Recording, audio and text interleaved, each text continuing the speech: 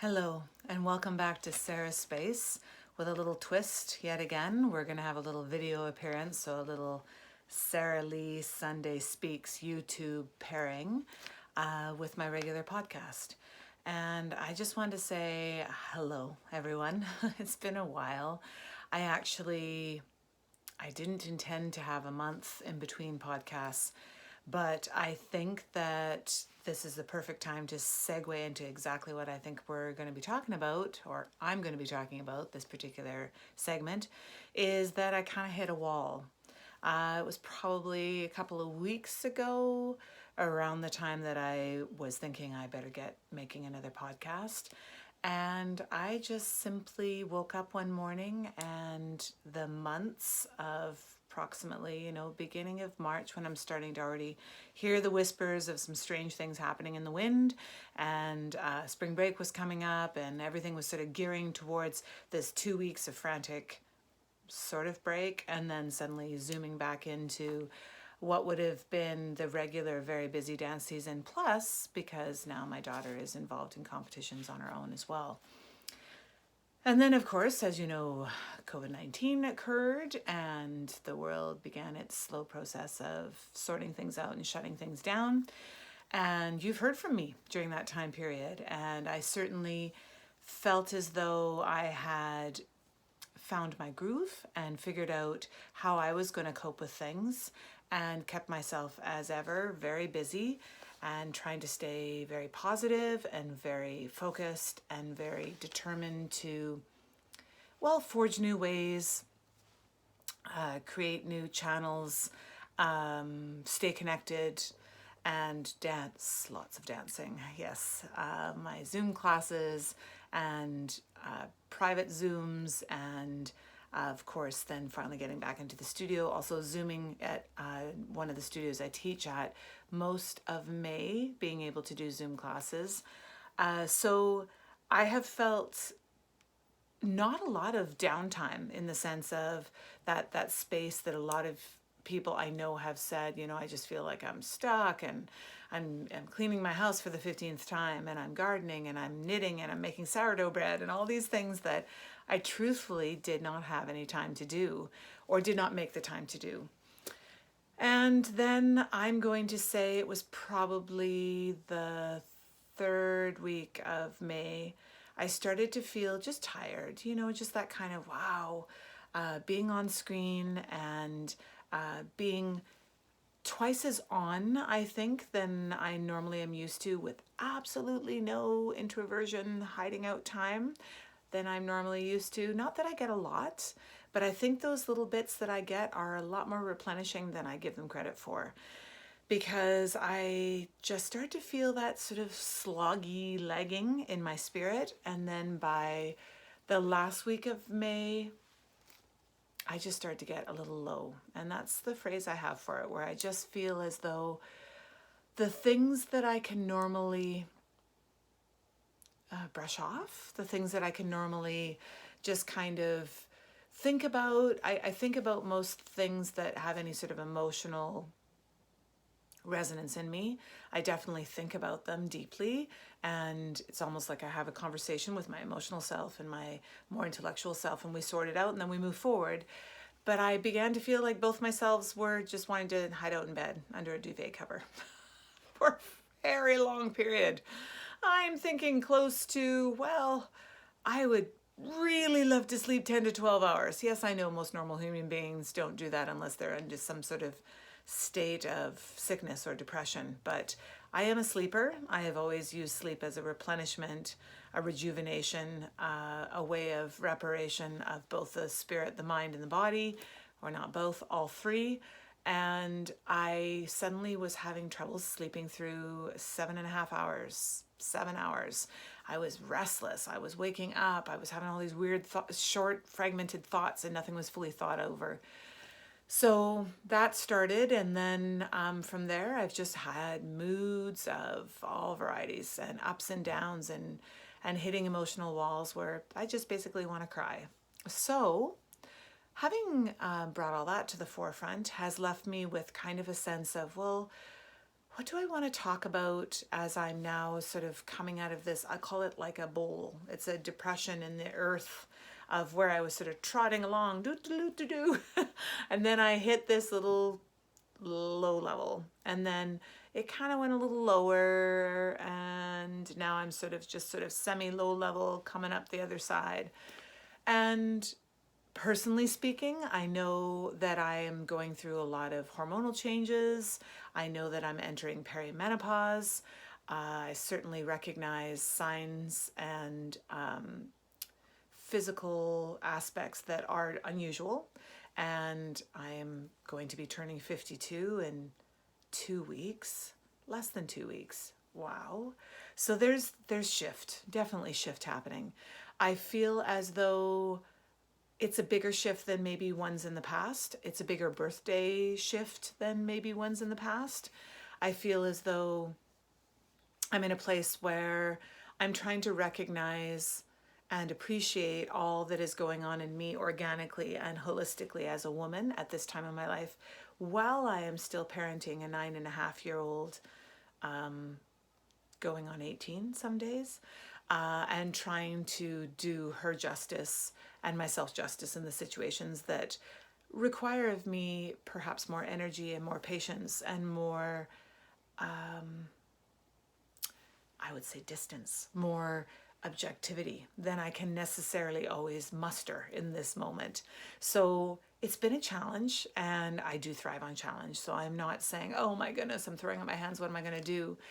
But I'm recognizing that I'm digging deep to find the resources. So what I want to speak to is that digging deep and recognizing that, you know what, sometimes we have to seek within ourselves places that we don't necessarily always scour, that we don't necessarily always delve into, mostly because we don't have the necessity to, and also because they are places that might have already had us in a place that is a little darker, a little more bereft than we normally are. And when we are having to dig into those places, we're really asking for help. And sometimes we have to ask ourselves, do we have the patience? Do we have the place? Do we have the space for this moment, whatever it is that we're dealing with? And because my entire life really is dedicated to dealing with other human beings, I quite often find myself having to delve into places that are kind of like my archives or my library or my resource map, in which I am saying, okay, Sarah, you know, you're not at your best right now. You're not feeling as bright and capable of fresh giving as you would like to be, but you know you have the intentions and these places within you. And if you're going to put yourself in these situations and still offer, then you need to find. And so I have been. And in the finding, it's pretty imperfect. And I guess I want to say that I am, again, learning to say that's okay. You know, some days I'm going to start, for instance, when I'm teaching an exercise, and literally gap out and think, did I just do that side? Have I finished teaching it? Am I speaking out loud? Is there someone in the room? Other varieties of probably slightly disturbing appearance from someone else's perspective. But for me, I'm just having to say, you're doing your best, and your heart intention is so good, and that's good. And you have put yourself in this situation, so you can find the way to deal with it as gracefully as possible. I think that as a mother, I ask that of myself a lot. My daughter is, I would say, displaying a lot of behaviors that I would call exploring the peripheries of prepubescence at 9.5, which I have to confess and say is alarming to me. I don't recall displaying those behaviors until maybe my late 12th, 13th year. And I didn't actually enter into puberty until I was 14. And I just assumed, hoped, wished that the same would occur for my daughter. Maybe it will, maybe it won't. Either way, it's not for me to sit there, hope, and wish, because that's not in any way being helpful to her in the moment. So I do a lot of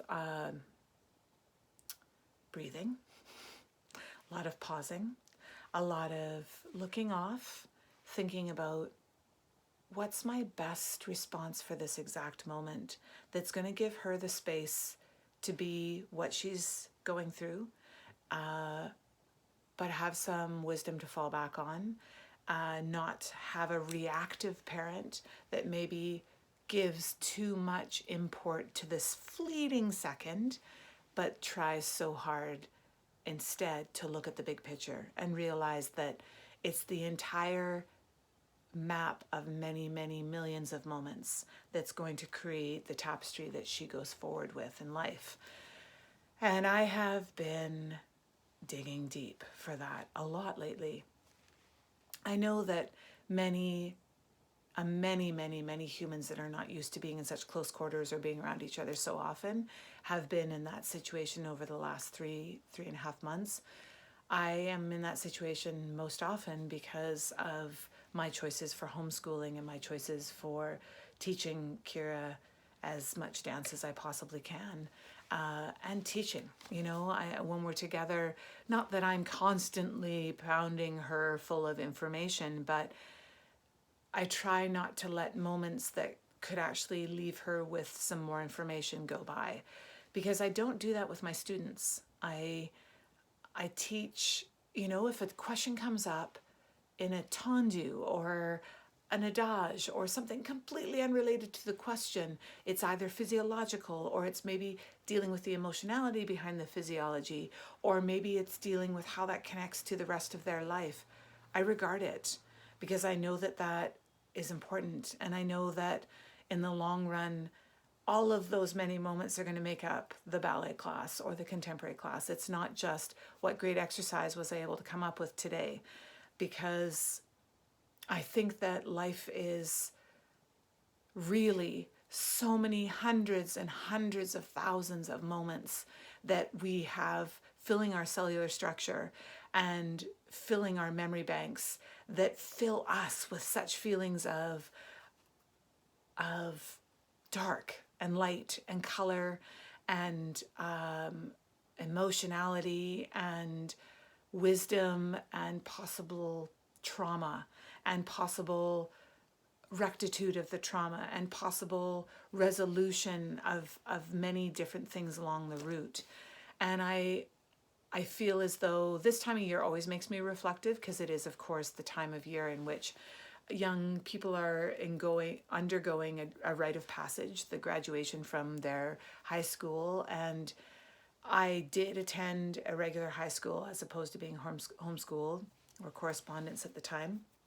And so I did partake in that to some degree. It's funny, I had the wonderful opportunity today. I was honored by being invited to a graduation sort of family celebration, because of course regular graduation ceremonies are off.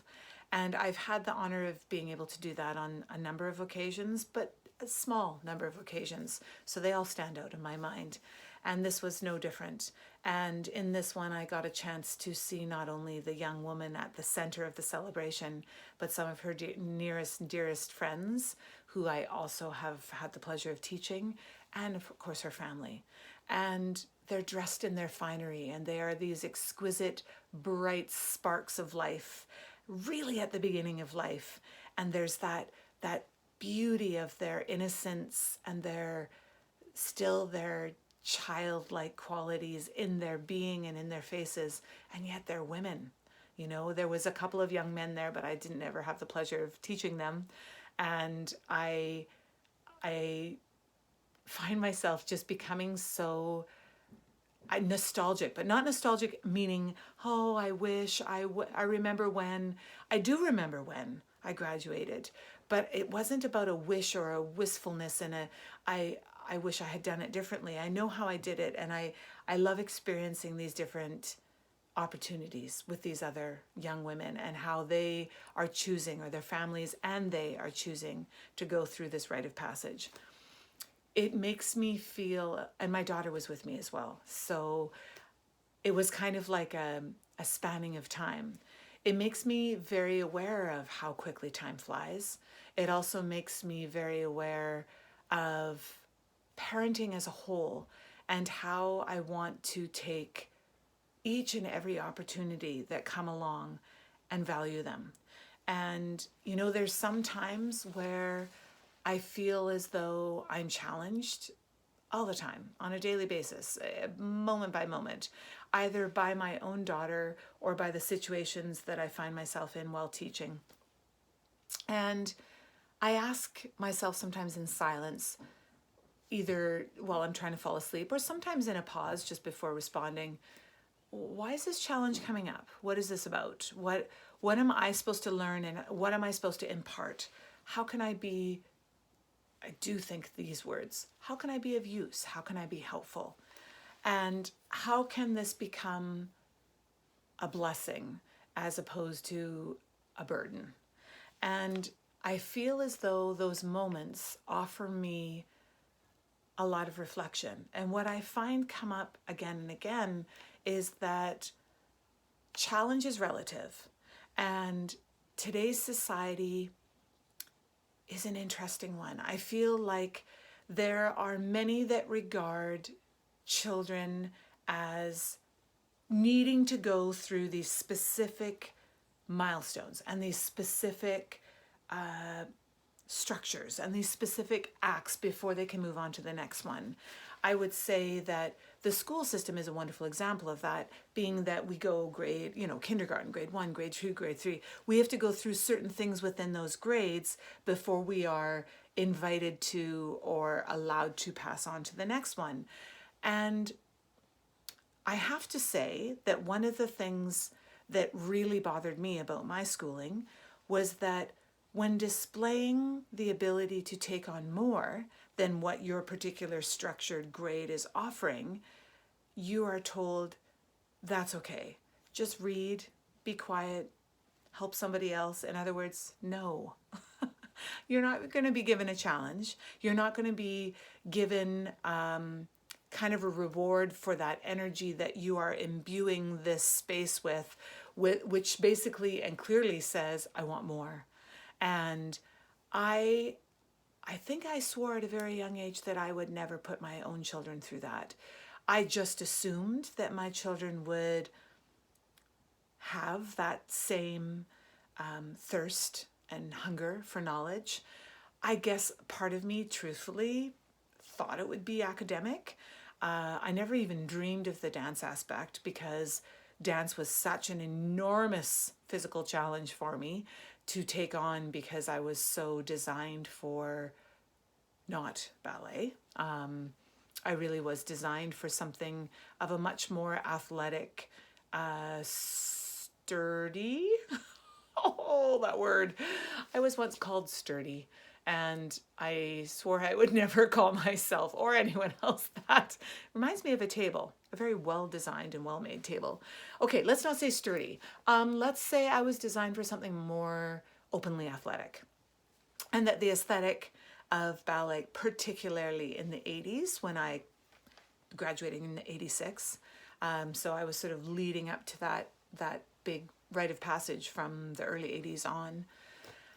It was definitely of the more ephemeral and diaphanous and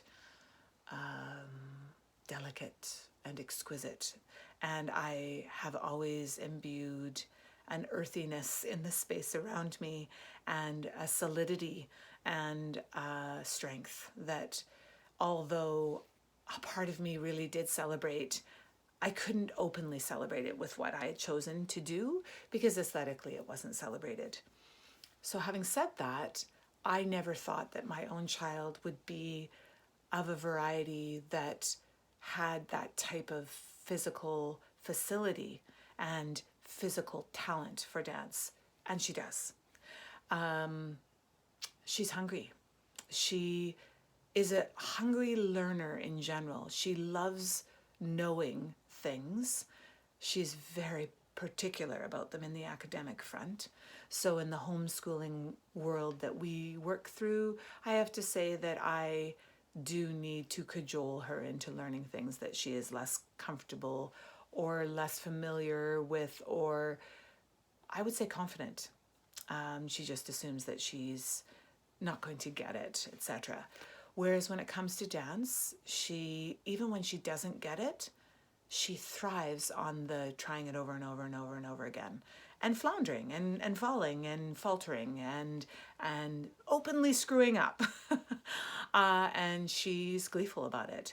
And so I look at that and I witness that and I say to myself, I want to offer that child a constant challenge because she's hungry. Her entire being is energized by being fed something that she needs to work at.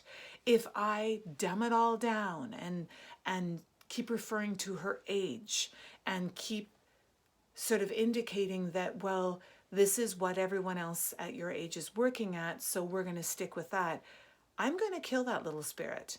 A little bit like the one was inside of me. And I'm pretty ferocious. It's pretty hard to kill anything inside of me. But it did get to the point where never did I dumb down. Never did I refuse to give up learning. But as far as the school system went, I just kind of rolled my eyes and went, okay, I'll go along with your game and your structure. And I will do all the necessary things to please you. And everything else I'll do on the outside, which has fared fairly well. I would say that I am pleased with how I've managed to change that thirst for knowledge to be fed to me into more of an autodidact state. And I feel as though I've had the opportunity to learn a lot of things that have been of great interest to me. I do sometimes wish that I had been offered more of those opportunities within my school structure because there are gaps in my information. There are gross lackings of knowledge. That's not great grammar. In many academic areas. And I have only so many hours in the day. I smile because I think I might actually get a chance to learn them in my homeschooling. I've learned already some things about math, grade 4 math, that have been very interesting, that in the relearning and then teaching process, I realized that I didn't get a chance to learn them that way. So, having said that, my whole goal is for that fire that I see in my child to keep burning. I am very aware and very conscious, given my desire to be always anatomically correct and anatomically cautious and safe with all of the young humans that I work with and the older humans as well, and myself as well. I don't force things. I don't pretend things aren't there. I don't fire up the child to a degree where I know that their determination is going to make them do something physically that their bodies are really not ready to do and could possibly harm them. However, I think that there are ways of being balanced, and there are ways of keeping that fire burning bright within my child and all of our children.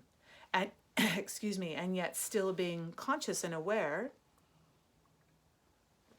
of the needs to acknowledge their actual rate of physical growth and their actual maturity of brain development, and to not expect the things that are going to, again, quench that, not quench, they're going to squelch that fire in a fashion that is inhibiting.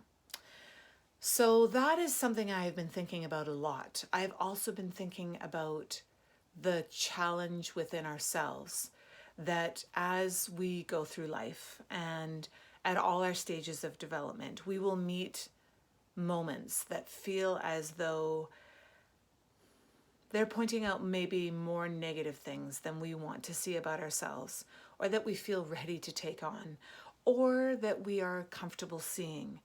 And I guess today thanks to Benjamin Jury. Shout out to my osteopath, who is truly an incredible healer, empathetic and empathic to an astonishing degree, as well as highly educated. I feel as though I was able to recognize through his treatment in both verbal and hands-on that I am not being as kind to myself as I am to everyone else, and that the space and allowances I am constantly talking to everyone about and giving themselves both mentally and physically and also emotionally, I'm not allowing for myself.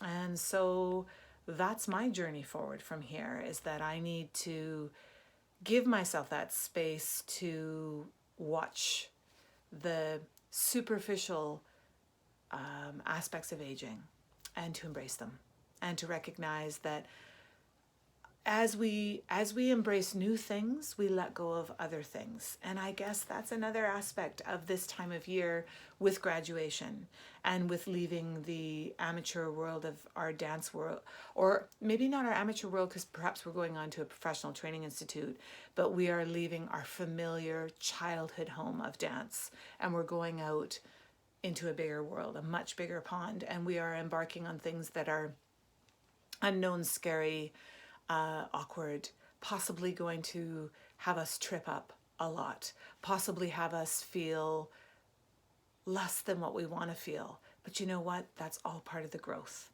And there's nothing wrong with that. And feeling the unfamiliar and the fear and the little bits of, I just want to hang on to what feels right, or what I'm familiar with, or what I'm comfortable with, or where I'm complacent, worse yet, I don't love that word, then we would never go forward. We would never develop into the amazing humans that I'm constantly met with day after day. And I think that we need to embrace all of those things. I think the more that we allow ourselves to be vulnerable, the more that we allow ourselves to be, I guess I want to say new, in new situations, then the kinder we are going to be to all of those around us. And given the times and given the events of today's world and how much open hate is in people's hearts, or lurking in the surface of their skin, or lurking in the tip of their tongue, that's a lot of self-hate too. And if we took a little bit of time and maybe looked at the fact that we are all living matter, and we are all cellular structures, and we are all going through life in our own ways, on our own paths, with our own shells, with our own skin coverings, with our own backgrounds, with our own parental structures. None of it's right or wrong. It's all what it is. And we are all going to experience that frighteningly unfamiliar. We are all going to experience that I don't fit in to some degree. Some people experience it on a daily basis all the time. Some of us are privileged to experience it only when we put ourselves in situations that are unfamiliar.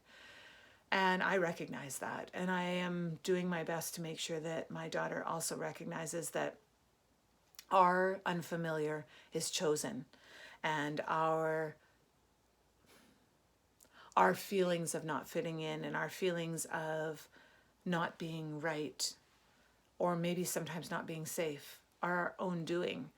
And that there are millions of us that don't have that same privilege, and that we all equally have the right to feel like we have a place to fit, and we all equally are fitting on the planet together, and we need to recognize that and give space for all humans to fit on the planet together.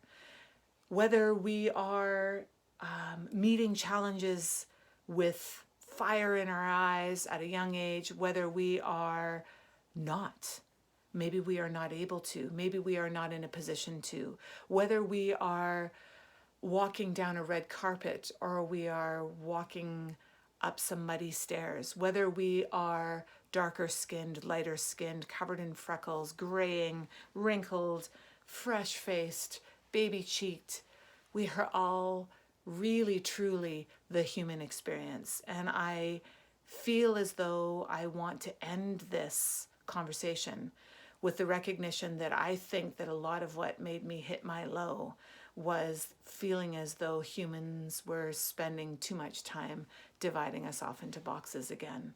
And I try so very hard to embrace everyone.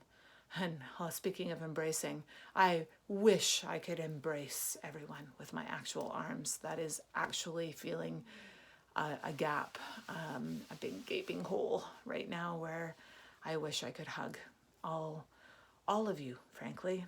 So maybe I will end it there before I become a little overly emotional and put you all through the ringer and just say thank you for joining me at Sarah's Space and listening to my ambling rant about meeting our challenges and the challenges of our children, the challenges of the people around us with grace and with open arms and open eyes and freshness, and giving ourselves the space to go through what we need to go through in the moment and not gauging any of it as right or wrong and not gauging any of us as right or wrong.